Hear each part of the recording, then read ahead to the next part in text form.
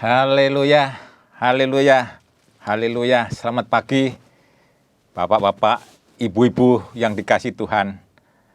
Ketemu kembali dengan saya dalam acara Sarapan Pagi, Sarapan Firman Tuhan untuk bekal saudara melakukan aktivitas mulai pagi sampai petang nanti. Bahkan sampai selama-lamanya. Saudara, saya percaya saudara dan saya hari ini atau pagi hari ini masih diberikan kekuatan dan kesehatan sehingga bisa mendengarkan firman Tuhan. Dan firman Tuhan yang akan saya sampaikan pada pagi hari ini adalah dengan judul atau tema kewaspadaan dan ada kepastian. Saudara, kenapa saya mengambil tema seperti ini? Saya melihat acara di televisi tanggal 16 Juli yang lalu, dikatakan bahwa dunia sedang mengalami krisis.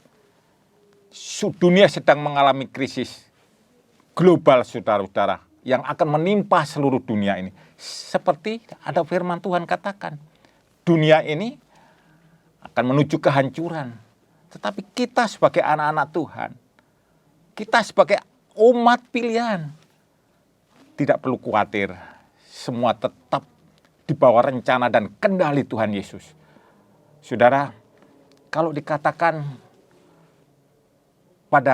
di acara televisi, hari-hari ini atau dunia saat ini sedang mengalami krisis global. Indonesia adalah negara yang ke-14 yang berpotensi mengalami krisis itu.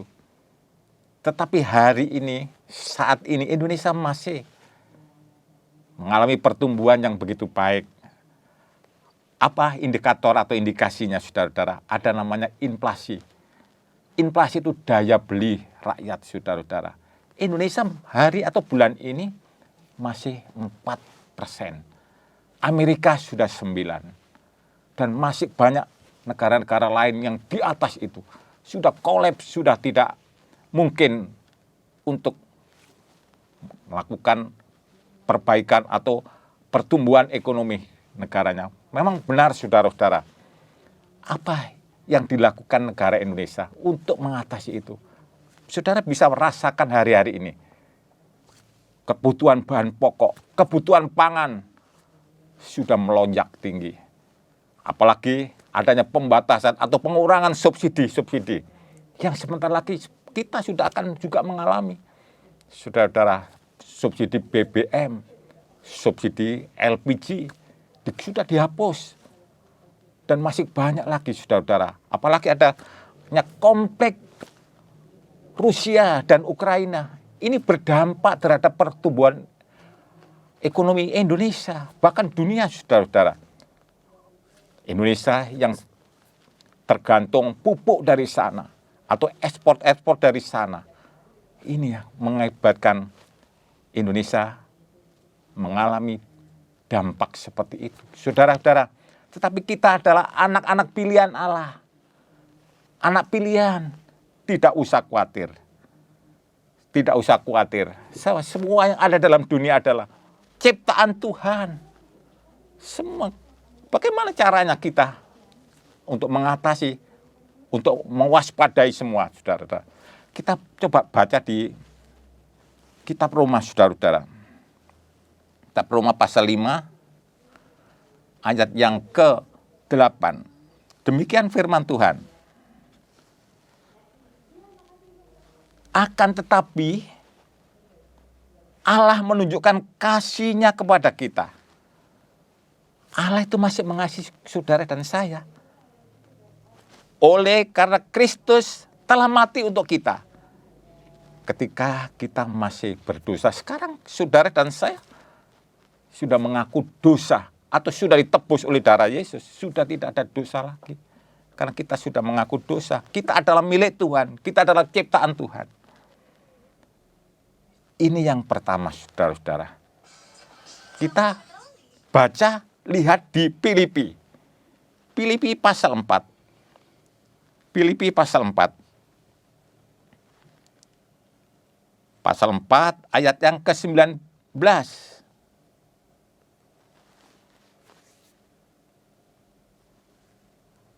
Allahku akan memenuhi segala keperluanmu menurut kekayaan dan kemuliaannya dalam Kristus Yesus. Luar biasa, saudara-saudara. Dunia boleh mengalami krisis, tetapi kalau kita dekat dengan Tuhan, dekat dengan Yesus, yang saya katakan tadi, semua ini milik Yesus. Kalau kita dekat, kita selalu dekat dan kita selalu bersandar pengharapan kepada Yesus. Allah sudah menyediakan, bahkan Allah akan memenuhi segala keperluan saudara dan saya menurut keperluanmu, menurut kekayaan dan kemuliaannya dalam Yesus Kristus. Saudara, inilah janji Tuhan untuk saudara dan saya dalam menghadapi situasi dan kondisi sekarang ini. Lebih jauh kuncinya, saudara-saudara. 1 Tesalonika pasal 5. 1 Tesalonika pasal 5 ayat yang ke-24. Ia yang memanggil kamu adalah setia, ia juga akan menggenapinya. Saudara-saudara, Yesus itu selalu setia. Selalu akan tetap menggenapi janjinya. Menggenapi janjinya, saudara-saudara. Kalau dikatakan di dalam bilangan, saudara-saudara. Bilangan Perjanjian Lama, saudara-saudara. Bilangan 23 ayat 19.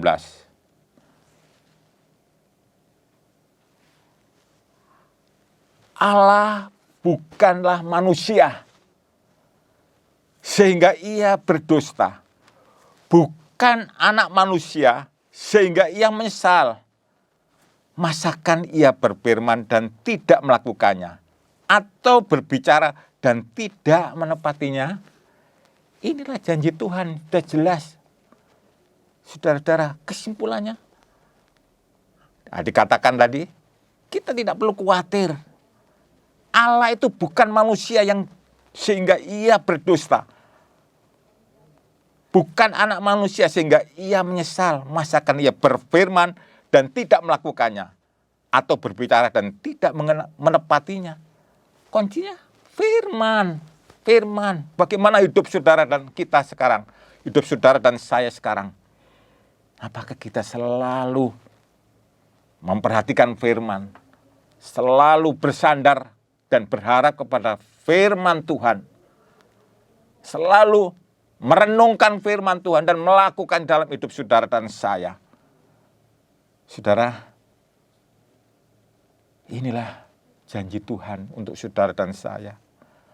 Saudara, oleh sebab itu saudara, mari kita ajak hari-hari ini untuk tetap mendekat kepada Tuhan, merenung kepada Tuhan, agar saudara dan saya diluputkan dari krisis dunia, diluputkan dari kehancuran dunia ini. Kalau Bapak Gembala katakan, kita memang masih berada di dunia, saudara-saudara.